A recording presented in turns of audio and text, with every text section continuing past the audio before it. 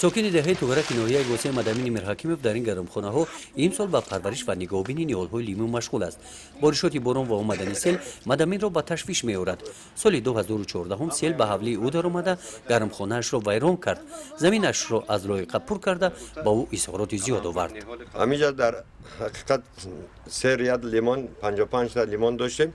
همینجا در وقتی همین آب زدن 70 سانتی متر پاک زدای لیلقمون دیگه خیلی استفاده کردن نتونستیم.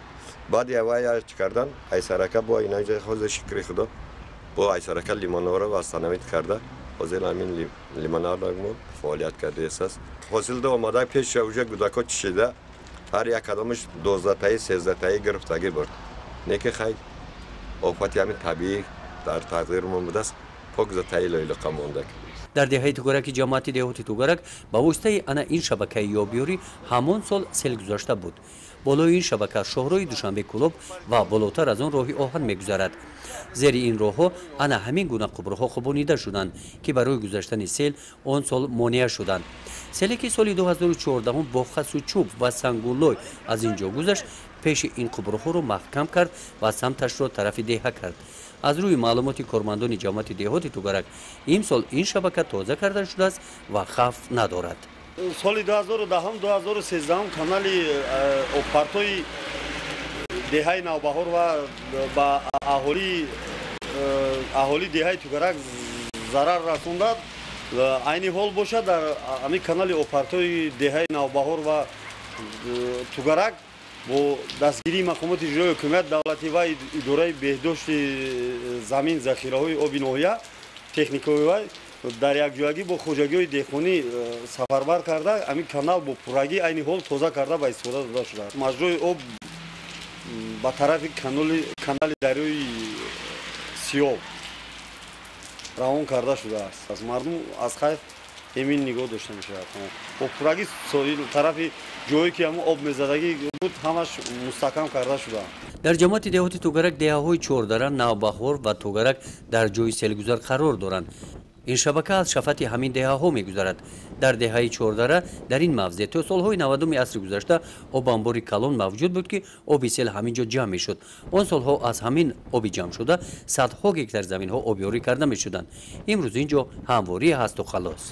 امروزها از حدود ناحیه واسه دو دریای بزرگ، یکی دریای سرخاب دیگری دریای یخسو مجرای آب گذشته می رود که دریای یخسو با درازی 56 کیلومتر و دریای سرخاب با درازی 47 کیلومتر. بغیر از این دریا باز دریای کلوب دریا که با درازی 14 و 5 کیلومتر در حدود ناحیه واسه جاری شده میگذرد و باز سیل راه‌های زیادی است که یکی از آن سیل راه‌ها با نام سیل راه‌های چهاردره که آمده به ساحل دریای یخسو جاری شده می‌ریزد و مسافه سیل پرتوی چهاردره 11 و 2 کیلومتر طول کشیده با دهه‌های چهاردره، نوبهار و توگرک تا با حسن قربان جاری شده می‌گذرد. اساساً در موسم سیل‌های موسمی بهار باران‌های پرشدت اون از معیار زیاد میشد و حتی از حدود ساحل هم از سیل پرتو هم بیرون و بسیار وقت به اهالی خوجگی خلق ضرر خود را میرساند.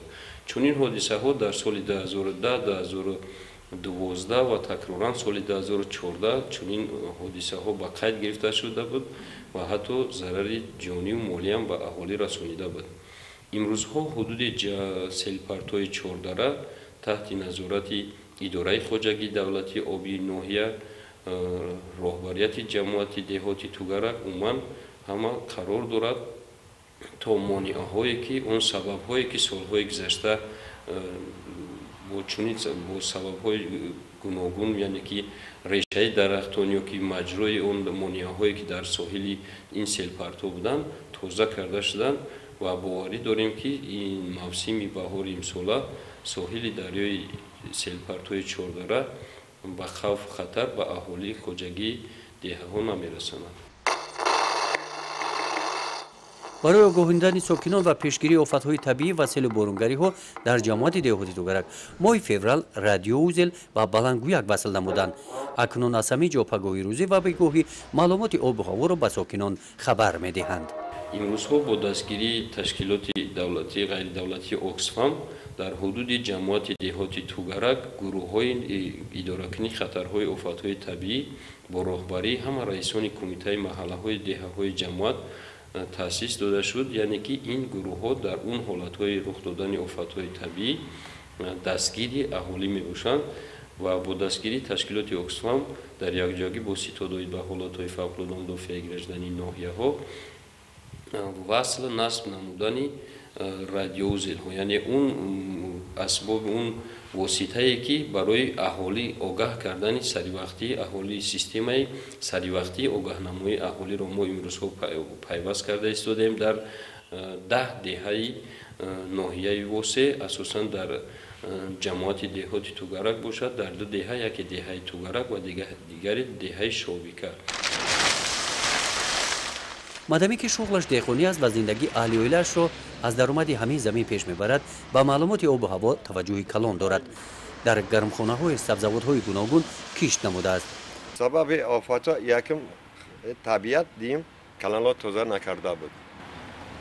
каналҳои ами зеризаминӣ ами чикадагӣ асос ами раи саршумада будаги канали калон тоза накардагӣ буд. ай сабаби ами каналҳоро покза тоза карда дил пурона ами меҳнати худмонда худмон меҳнат кардесем ки мақсад ягон чиз хавф надорем мо имсол насиб кардада як чанд бор меҳнати кардагимона айси селомат айси офатҳои табиӣ қати хайси зондак имсол хуна фарзандо қати ами хел меҳнат кардесем шукри худо каналҳо ҳама тоза кардагиай. замини назди ҳавлигиашро барои кишти сабзавот пурра тайёр кардааст. орзуи ӯ ҳамин аст ки ин меҳнаташро сел вайрон насозад. гузориши хоҷа назриф худойназар зуҳуров аз ноҳияи восе барои барномаи иттилоотӣ таҳлилии ҷанбасти ҳафта.